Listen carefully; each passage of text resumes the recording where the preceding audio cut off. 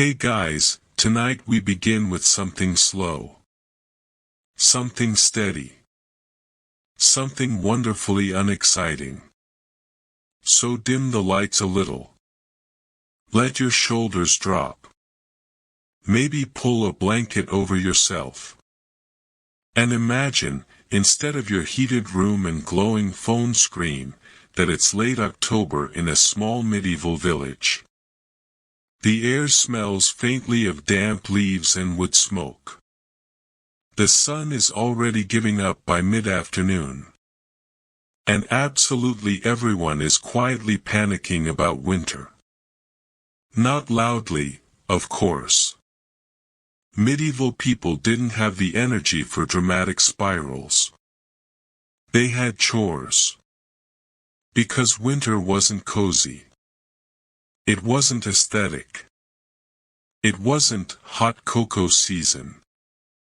It was a long, gray endurance test. And the only thing standing between a household and quiet disaster was how well they prepared in autumn.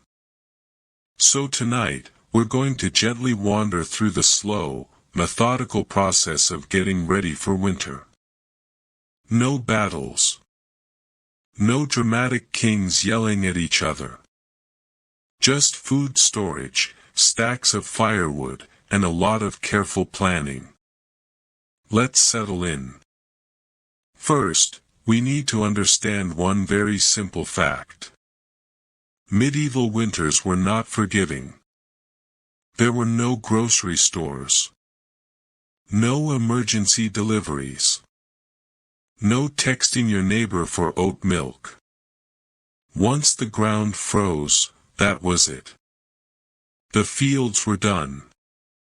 The animals stopped producing as much. Travel became slow and miserable. So everything hinged on the harvest. Late summer and early autumn were a blur of activity. Grain had to be cut, bundled, dried, and stored. Wheat, rye, barley, whatever the region could grow. This wasn't just food.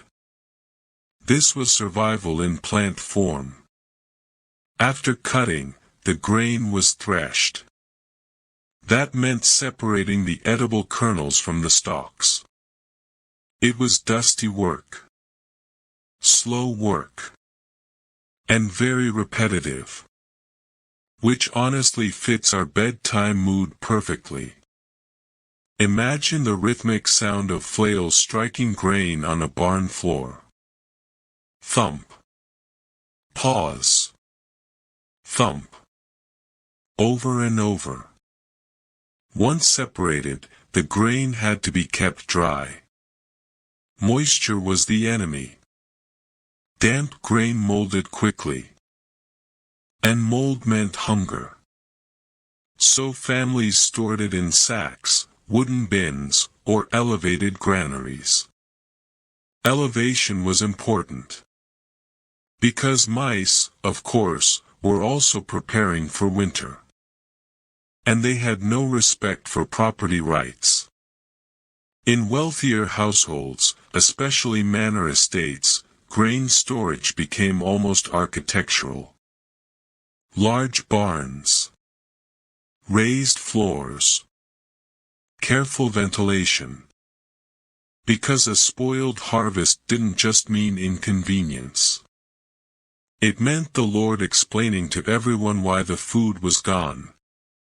Which was not a pleasant winter conversation.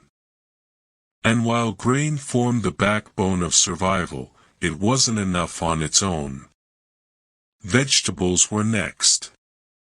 Root vegetables were the real heroes of winter. Turnips. Carrots.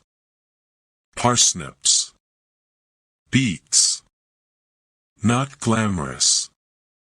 But dependable. These were pulled from the ground and stored in root cellars. A root cellar is exactly what it sounds like. A cool, dark underground space where vegetables could sit quietly for months. The earth itself acted as insulation.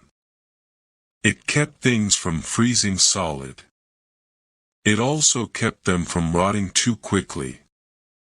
Picture baskets of muddy carrots stacked in dim light. Crates of cabbages lined carefully along walls. The faint smell of soil and cabbage leaves.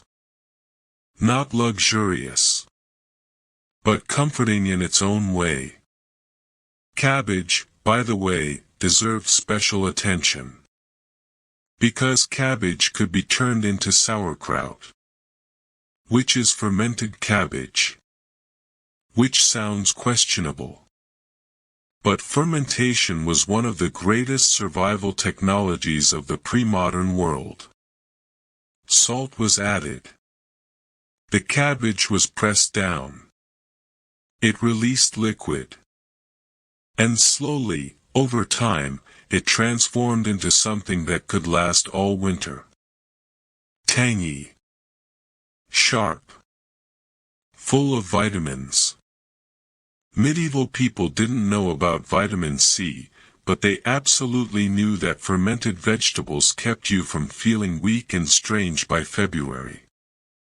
Of course, salt itself had to be acquired first. And salt was valuable. Sometimes heavily taxed. Sometimes transported long distances. In some regions, controlling salt production meant controlling power. So that humble pinch of preservation magic had a whole political backstory behind it. But we won't spiral into that tonight. We're staying in the cellar. Calmly fermenting cabbage. Now let's drift toward meat. Meat was more complicated. Animals couldn't simply be fed all winter if there wasn't enough fodder. So autumn became slaughter season. A practical, slightly somber time. Families had to decide which animals would be kept alive through winter and which would become food. Pigs were especially important. Pigs could be fed scraps throughout the year. They grew quickly. And they provided a lot of meat. So when late autumn arrived, pigs were often slaughtered and preserved. Preservation meant salting, smoking, or both. Imagine strips of pork rubbed heavily with salt, packed into barrels, or hung in smokehouses where slow-burning fires infused the air with a steady haze. The smoke curled around hams and sausages for days. The smell must have been incredible. Rich and savory. Sausage making was almost communal. Nothing was wasted. Scraps were ground, mixed with fat and salt. Sometimes herbs, if available. Then stuffed into cleaned intestines. Which sounds unappetizing when stated bluntly. But it was efficient. And efficiency was everything. The result? Rows of sausages hanging from rafters. Slowly drying. Quietly becoming winter meals. Fish, in coastal or river regions, followed a similar logic. It could be salted or dried. Cod became famously important in Northern Europe because it dried so well. Hard as a board. But soak it in water, cook it gently, and suddenly winter dinner appeared. Now while food was being stored, another slow project was unfolding outside. Firewood. Firewood was not optional. It was survival. Before modern insulation, homes leaked heat constantly. Fireplaces were inefficient. Smoke sometimes lingered indoors. But without fire, the interior temperature could become dangerously low. Especially at night. So wood had to be gathered, cut, split, and stacked. And not just a little stack. A serious stack. Enough to burn daily for months. Which meant trees were felled well before winter. Logs were chopped into manageable lengths. Then split with axes into pieces that would dry properly. Freshly cut wood doesn't burn well. It smokes. It sputters. So ideally, wood was seasoned for months before use. Which required planning ahead. A household that forgot to gather wood early might find itself burning damp logs in January. Which meant more smoke. Less heat. And a lot of quiet regret. Picture a yard lined with carefully stacked wood piles. Covered loosely to protect from rain. Neat rows. Almost architectural in their own way. There's something soothing about a well-stacked woodpile. It says, we thought ahead. And that feeling, thinking ahead, was deeply comforting in a time when so much was uncertain. Inside the house, preparations continued. Bedding was checked. Straw mattresses might be refreshed. Extra blankets were mended. Windows, if there were glass panes at all, were sealed as best as possible. In poorer homes, shutters and cloth coverings did the job. Drafts were constant companions. So people hung heavy fabrics where they could. Even simple woolen cloth could block some of the wind. Clothing was also critical. Wool was the true hero of winter survival. It retained warmth even when damp. So spinning, weaving, and sewing were year-round tasks. But autumn added urgency. Children might receive newly stitched garments just before the cold set in. Cloaks were patched. Hoods adjusted. Mittens improvised. Because frostbite was not a dramatic cinematic event. It was a slow, numb inconvenience that could turn serious if ignored. And then there was planning beyond the household. Medieval villages functioned as small networks. If one family's harvest failed, neighbors might help, if they could. Lords sometimes maintained emergency stores. Monasteries often did as well. Monasteries, in fact, were masters of preparation. They had gardens, granaries, fish ponds, vineyards in some regions. Their survival depended on routine and order. And monks, with their structured daily lives, were very good at routine. Imagine a monastery courtyard in late autumn. Brothers moving quietly. Checking stores. Recording supplies in careful script. The sense of calm organization almost feels modern. But even with preparation, winter carried emotional weight. The days grew short. Work shifted indoors. Social life contracted. People spent long evenings near the hearth. Mending tools. Spinning wool. Telling stories softly. There was a rhythm to it. A slower heartbeat of the year. And perhaps that's the strangest thing. Winter was feared. Yes. But it was also accepted. It arrived every year. It demanded respect. And preparation became almost ritualistic. Stack the wood. Salt the meat. Store the grain. Seal the windows. Do it carefully. Do it steadily. Because once the first true frost arrived, there was no going back to fix mistakes. The land would rest under a pale sky. Fields stiff with ice. Roads muddy or frozen. Travel limited. And households would turn inward, living off what they had so patiently prepared. So as we drift toward the quiet of this imagined winter night, notice how much of survival depended not on heroics, but on routine. On small, practical decisions made day after day. No grand speeches. No dramatic last-minute rescues. Just steady work. And honestly, that's oddly comforting. Because in the end, winter preparation wasn't about panic. It was about patience.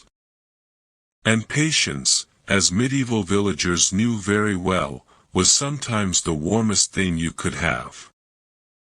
Hey guys, tonight we begin with something deeply cozy, and by cozy, I mean structurally damp, mildly suffocating, and about 3 degrees above freezing. So go ahead and dim the lights. Maybe turn on a fan for that faint background hum. Imagine you're wrapped in a blanket that does not smell like sheep. Because medieval blankets absolutely did. And let's gently drift into a winter evening somewhere in Europe, perhaps the 14th century. It's cold. Not dramatically cinematic cold. Just the slow, creeping kind. The kind that settles into your bones and refuses to leave until April. You are inside a cottage. The walls are made of wattle and daub, which is a charming way of saying woven sticks covered in mud. The roof is thatched. It does its best. Sometimes it even succeeds. There is a fire in the center of the room. Not in a neat little fireplace with a chimney. No, that would be too efficient. This is an open hearth. Smoke rises upward. Some of it escapes through a hole in the roof. Some of it simply lingers. Which means the entire room has a gentle haze. Your eyes sting slightly. Your lungs are doing their best. But it's warm. Well, warmer. Let's settle into this room for a moment. The floor is packed earth. Maybe scattered with rushes. Rushes were reeds laid down to cover dirt. They were replaced occasionally. Hopefully. Because they collected everything. Food scraps. Mud. Things you'd rather not think about while trying to sleep. Furniture is minimal. A rough wooden table. A couple of stools. Perhaps a chest that holds clothing. And in one corner, a bed. Or what passes for one. A wooden frame. Straw mattress. A blanket or two. Possibly shared by multiple people. Privacy is not really a medieval concept. And tonight, it is cold. Winter cottages were notoriously drafty. Gaps in the walls allowed wind to sneak in. The door might not close perfectly. Windows, if they exist at all, are small and covered with oiled cloth or wooden shutters. Glass was expensive. Drafts were free. So even with the fire burning, there's a persistent chill. The fire itself is not roaring. Firewood is precious. You burn it slowly, carefully. You don't just toss logs on dramatically like you're in a holiday movie. You feed the flame in small portions, which means the warmth is uneven. Near the fire, it's tolerable. 2 feet away, you are reconsidering your life choices. Now imagine living like this for months. Winter wasn't just a season. It was an endurance event. Let's talk about smoke for a moment. Because smoke was everywhere. Without proper chimneys, smoke lingered inside cottages. It coated walls, darkened ceilings, settled into clothing and hair. Chronic exposure led to coughing, eye irritation, breathing difficulties. You didn't notice it the way we would today. It was normal. But normal does not mean healthy. Medieval lungs were hardworking. And then there was dampness. Cold air meets warm breath. Condensation forms. Walls absorb moisture. Bedding becomes slightly damp. Not soaking wet. Just faintly unpleasant. Enough to keep bones aching and joints stiff. This constant damp cold contributed to illness. Respiratory infections were common. Coughs lingered. Fevers drifted in and out. There were no antibiotics. Just herbal remedies. Honey, if you were lucky. Broths. Rest. Sometimes it worked. Sometimes it didn't. Now, while peasants endured smoky cottages, let's gently float over to the elites. Because you might assume castles were better. Technically, yes. Structurally impressive. Thick stone walls. Towers. Great halls. But here's the charming irony. Stone holds cold beautifully. Castles were drafty on a grand scale.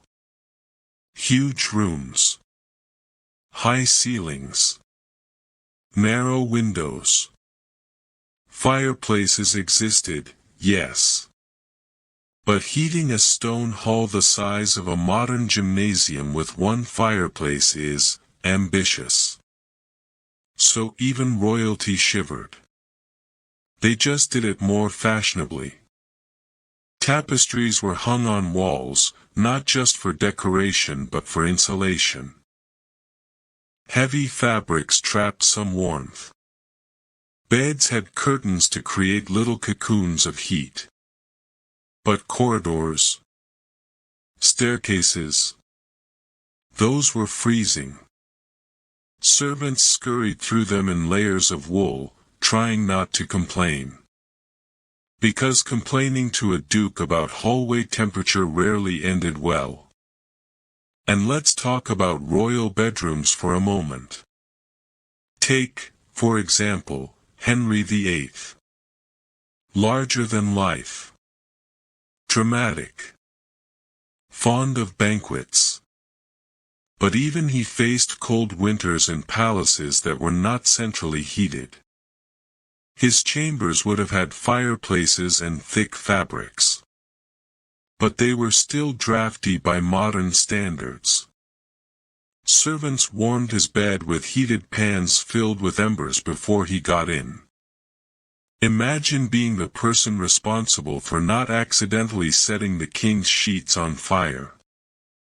Low-stress job.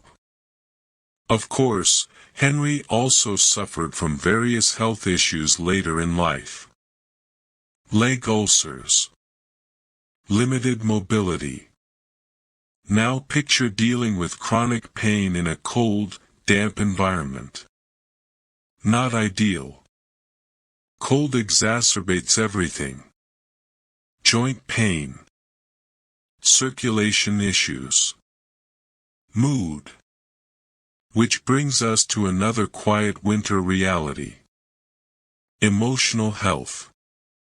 Long winters meant long indoor hours. Darkness fell early. Candles were expensive. So evenings were dim. Activities were repetitive. Spinning. Sewing.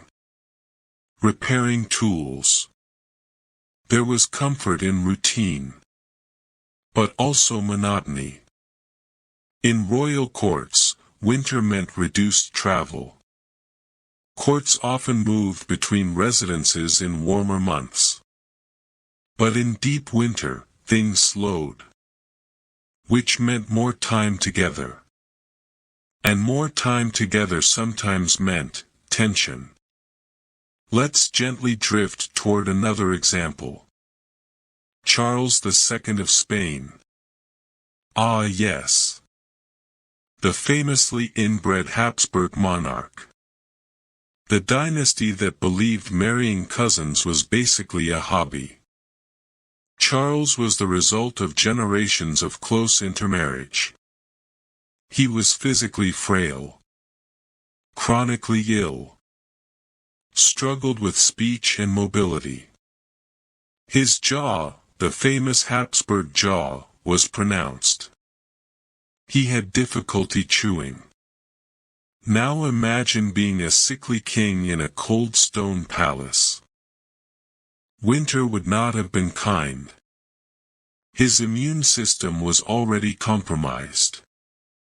Respiratory illnesses would have been common visitors. And the court doctors? Well, they tried. They prescribed tonics. Rituals. Occasionally things involving leeches. Because when in doubt, medieval medicine often said, what if we remove some blood? It rarely improved morale. But Charles's winters were not dramatic tragedies. They were long stretches of weakness. Of being bundled in layers. Of court politics continuing quietly around a king who was physically exhausted. There's something almost painfully mundane about it. No cinematic storm. Just a cold room. Heavy curtains. A monarch coughing softly while advisors whisper nearby. Let's drift back down to the cottage. Illness spread easily in winter. People gathered indoors. Windows stayed shut. Ventilation was minimal. If one person developed a cough, others soon followed. Children were particularly vulnerable. Medieval childhood was already precarious. Add malnutrition from a poor harvest. Add cold stress. Add respiratory infections. And survival rates dropped. Quietly. Without headlines. Parents did what they could. Herbal infusions. Warm broths. Extra layers. Prayers. Always prayers. Monasteries again played a role here. Monks and nuns maintained infirmaries. Basic care was offered. Knowledge of herbs passed down carefully. It wasn't modern medicine. But it was structured compassion. In wealthier households, physicians attended nobles during winter illnesses. They consulted ancient texts. Galen was still widely referenced. The theory of humors dominated thinking. Too much phlegm. Too much bile. Balance must be restored. Balance was rarely restored. But it sounded reassuring. And yet, despite all this discomfort, winter also created intimacy. Families gathered close to conserve warmth. Stories were told. Songs sung quietly.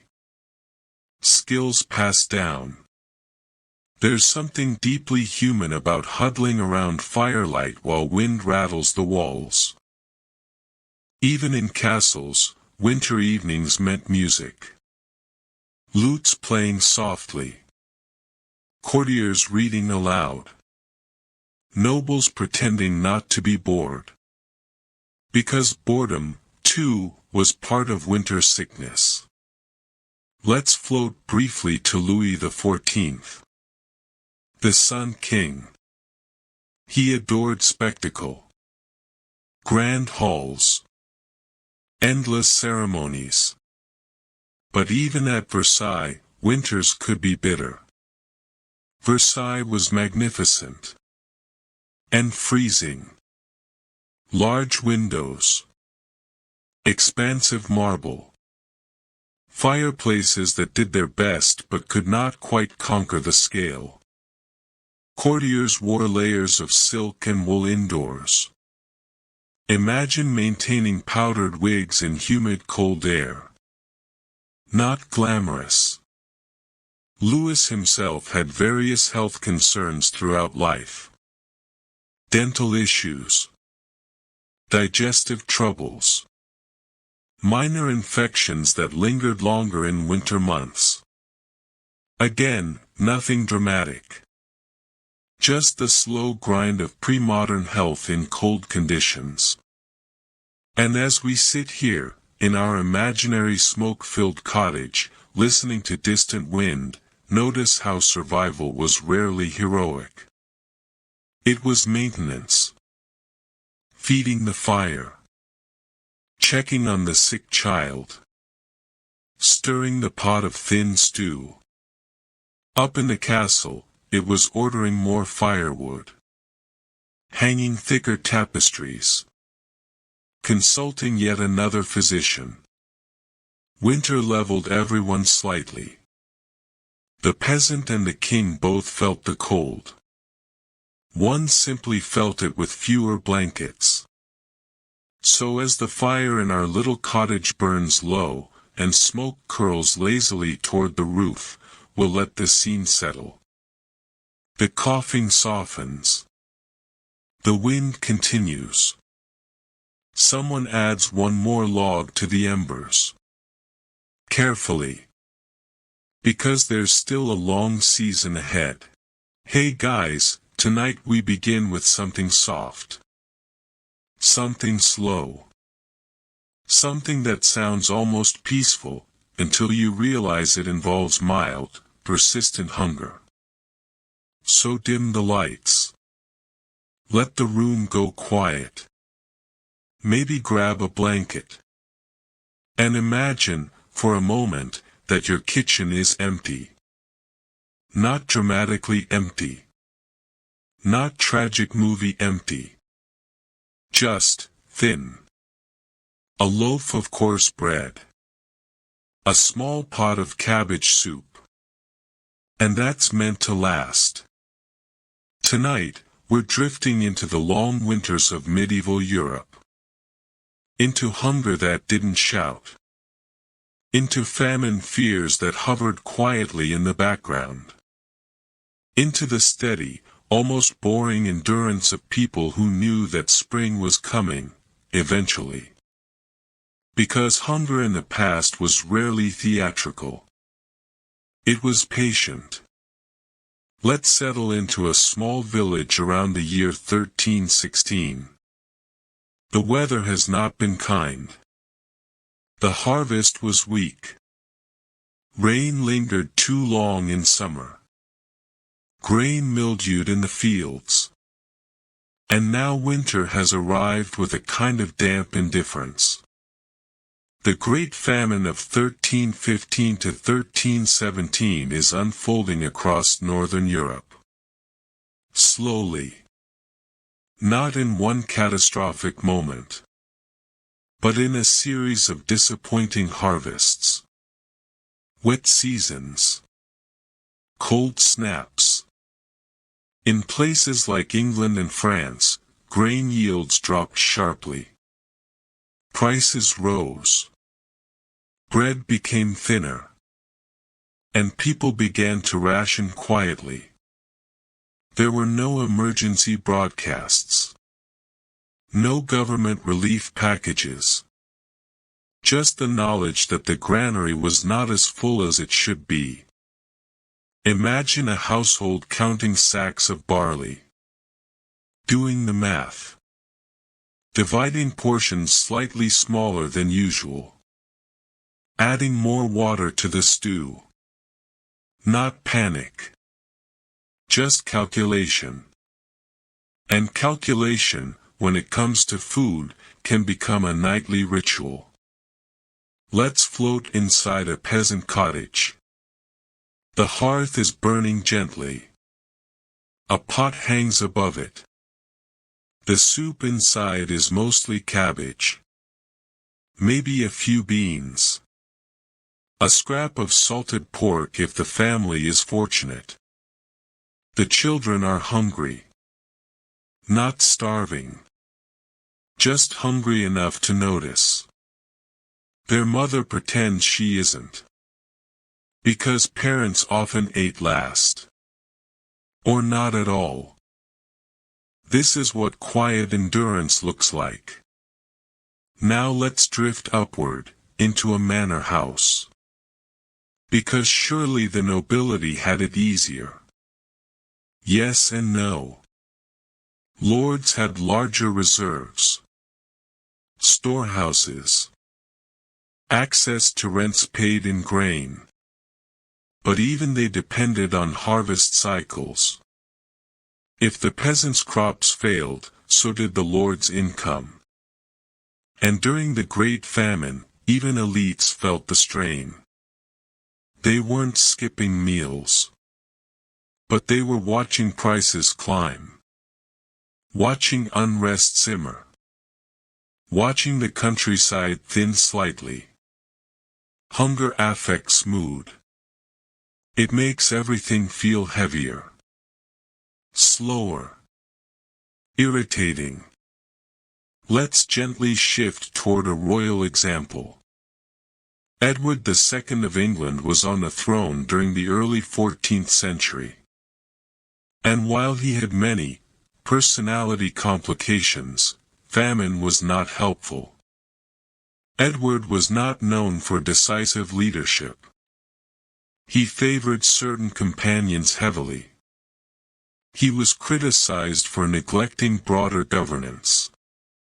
And during years of agricultural crisis, that criticism grew louder. But here's the interesting thing. Even as king, he could not command the weather. He could not simply order the fields to dry.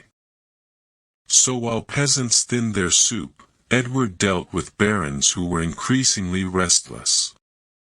Hunger below creates tension above. Always. And yet, daily life continued. Court ceremonies persisted. Banquets were held, though perhaps slightly less lavishly. There's something oddly surreal about that contrast. A hall lit with candles. Meat carved neatly on platters. While beyond the castle walls, families stretch grain as far as it will go. Let's float forward a few centuries. In the 17th century, parts of Europe endured repeated crop failures during what historians call the Little Ice Age. Winters were colder. Summers shorter. Harvest reliability decreased. In Sweden and across parts of Central Europe, famine fears became cyclical. Almost seasonal. And famine fear is sometimes worse than famine itself. Because it lives in anticipation. Families stored extra grain if they could. They dried more fish. They salted more meat. They whispered about last year's shortages. Royal courts, meanwhile, continued elaborate rituals. Let's drift to Marie Antoinette. Now, she did not personally cause famine. Contrary to popular myth, she did not casually suggest peasants eat cake. But she did live during a period when bread shortages and rising prices caused immense strain in France. And here's the uncomfortable irony. While many Parisians stood in bread lines, Versailles still shimmered. Court life revolved around etiquette. Dresses. Formal dinners. Marie Antoinette herself often retreated into smaller, more private spaces like the Petit Trianon. She preferred pastoral fantasies. Simplified country aesthetics. Which is almost painfully ironic during real agricultural crisis. Playing shepherdess while actual shepherds worried about winter feed. But she was not uniquely cruel. She was insulated. That's different. Insulation, physical and emotional, defined elite life. Thick palace walls. Large food reserves. Social distance from hunger. Yet even elites were not immune to anxiety. Take Louis XVI. A well-meaning, indecisive monarch. Faced with financial strain. Crop failures. Mounting debt. He worried. He consulted advisors. He attempted reforms. But reforms move slowly. Hunger moves daily. And daily hunger erodes patience. Let's return to the countryside for a moment. In times of shortage, people adjusted creatively. They gathered wild plants. Acorns were ground into flour. Bark was sometimes mixed into bread. Not ideal, but filling. Livestock might be slaughtered earlier than planned, which provided immediate food, but reduced future milk or breeding stock. It was a gamble. Hunger required constant microdecisions. Do we eat more now and risk spring? Or tighten portions and endure? This constant balancing act defined winter life for centuries. Now let's gently wander toward another royal whose life intersected strangely with scarcity. Charles I of England ruled during a time of economic stress and poor harvests in some regions. Charles had a strong sense of divine authority. He believed in order, structure, obedience. But hunger does not respond well to ideology. When grain prices rose, unrest followed. Not immediately. Not violently at first. Just murmurs. Complaints. Charles focused on governance disputes, religious tensions, taxation. Meanwhile, common people focused on bread. And here is a gentle historical truth. When leaders worry about theory and people worry about dinner, misalignment grows. Still, in individual households, life remained stubbornly routine. Children still played. Quietly. Mothers still mended clothing by firelight. Men still rose early to tend animals. Hunger did not erase daily life. It reshaped it. Slowed it. Made it thinner. And famine fears lingered long after actual famine passed. Because memory is powerful. Grandparents told stories of the year without bread. Parents reminded children not to waste crumbs. Even in wealthier homes, thrift became fashionable after crisis. Storage practices improved. Granaries expanded. Some rulers learned from famine. In parts of Prussia, later monarchs emphasized grain storage policies more carefully. State granaries were encouraged. Because repeated hunger teaches governments slowly, painfully. Let's float toward a final royal figure for tonight. Nicholas II of Russia.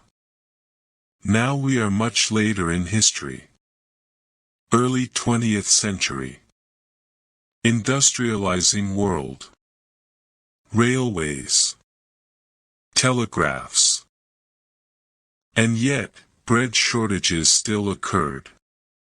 Particularly during wartime strain. Nicholas II faced a nation where food distribution faltered. Cities experienced shortages. Lines formed. And once again, we see the pattern. The ruler inside a palace.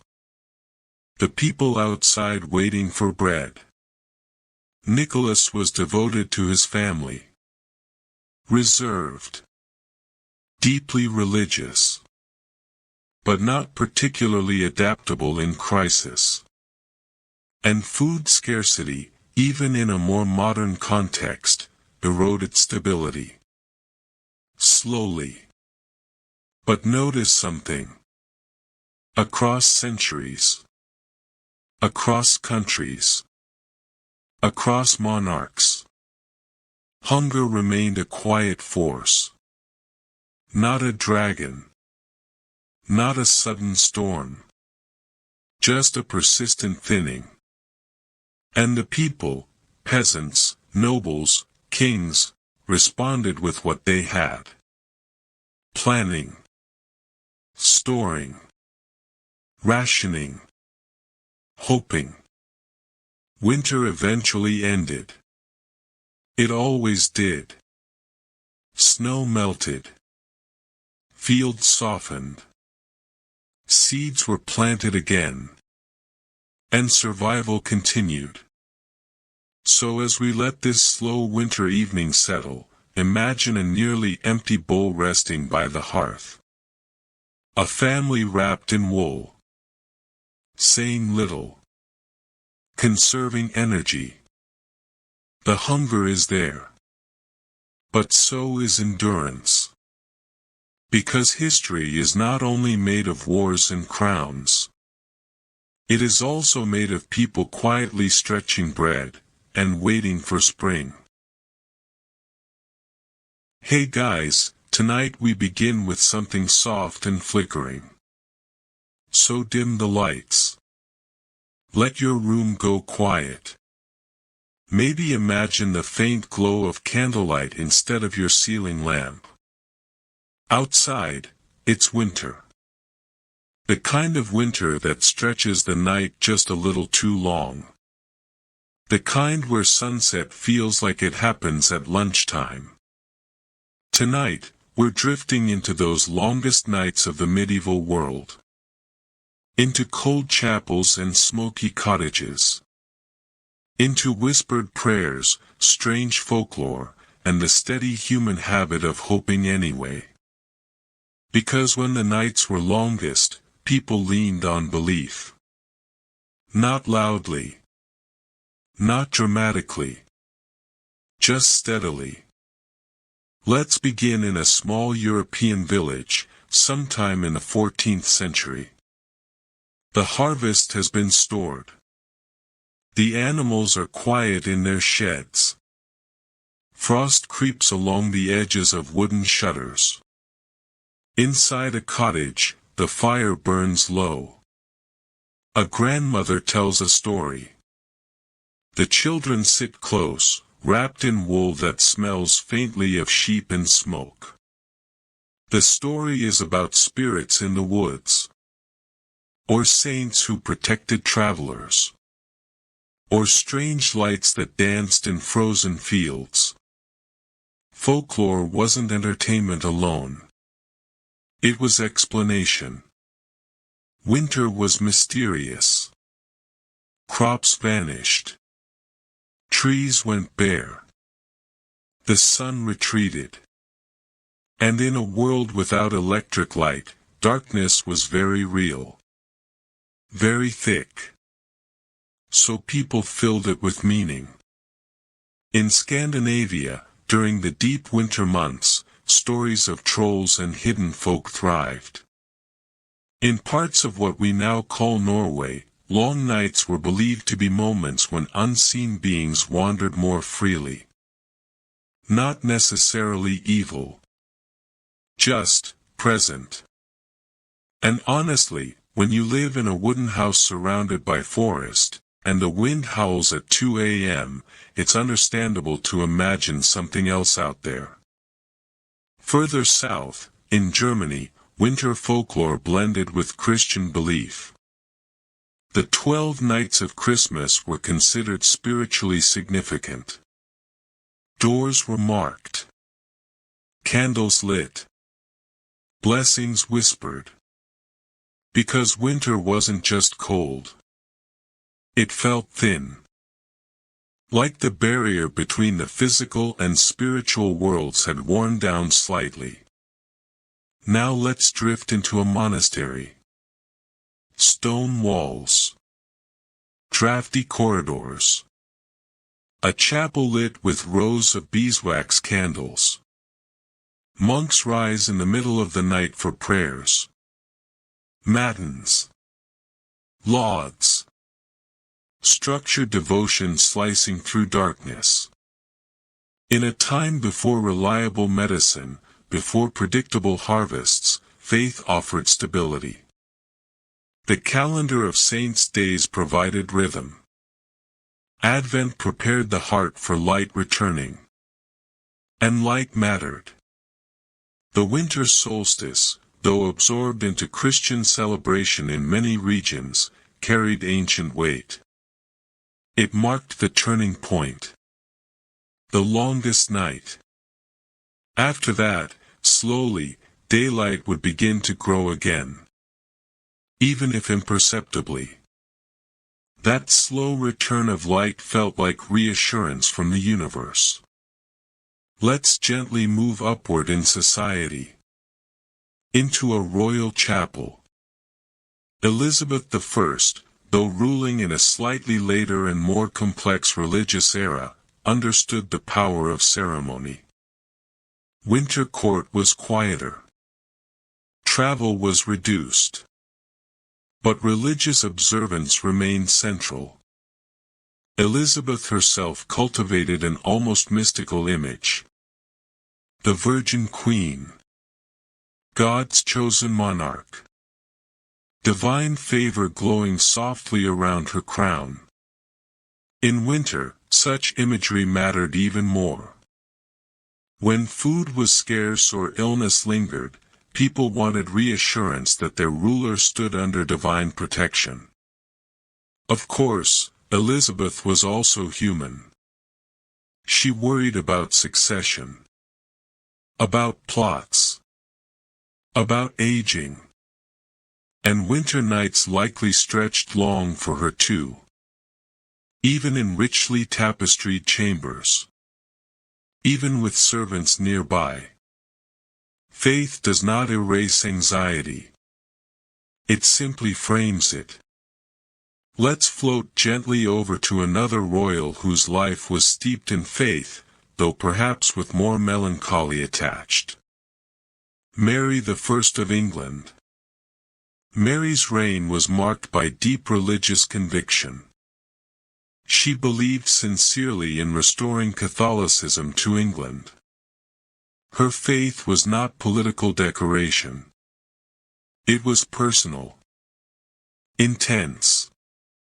And in the long winter evenings of her rule, one can imagine her praying earnestly for stability. For heirs. for divine affirmation. She experienced phantom pregnancies. Moments of hope that faded quietly.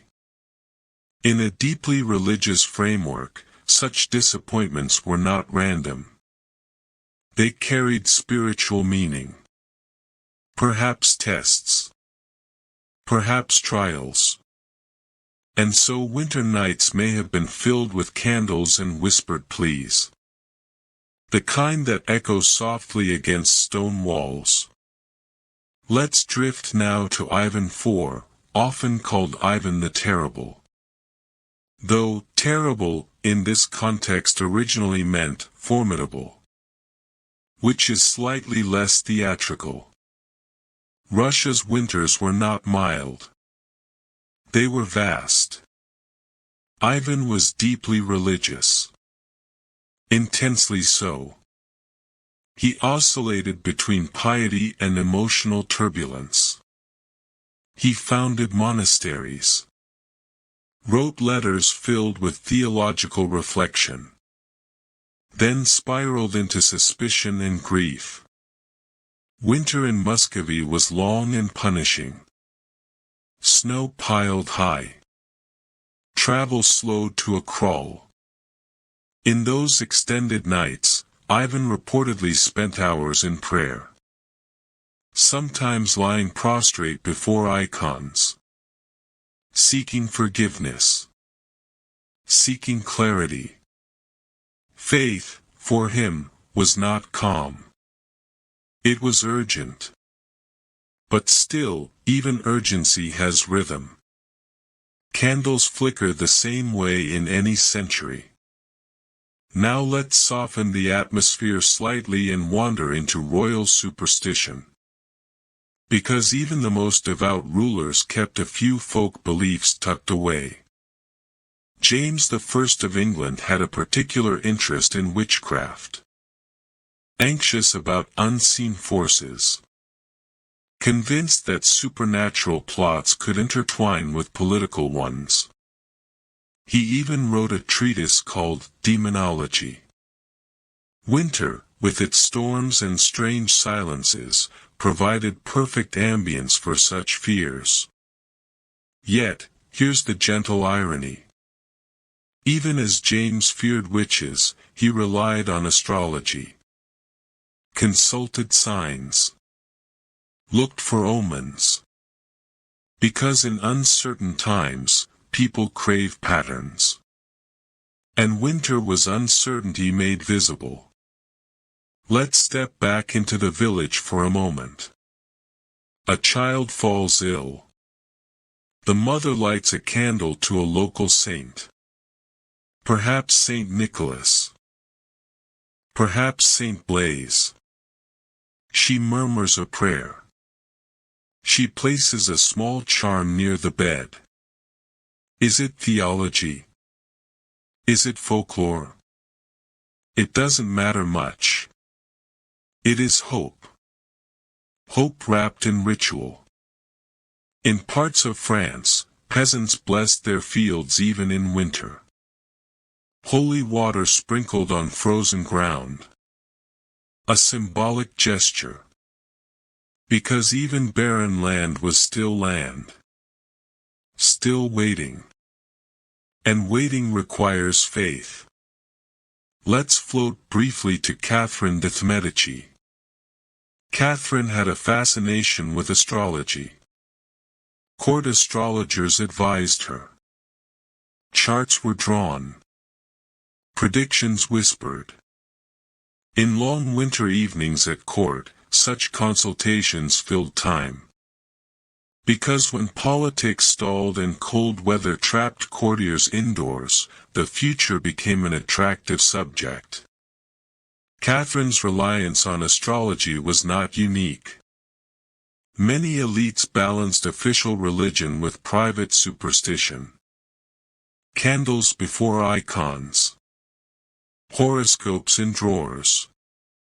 Human beings have always hedged their bets. Now imagine a grand cathedral during Christmas Eve. Midnight, Massachusetts. The cold outside is sharp. But inside, the space glows. Candles line the altar. Incense curls upward. Choir voices echo gently. For a moment, winter recedes. Light returns symbolically before it returns astronomically.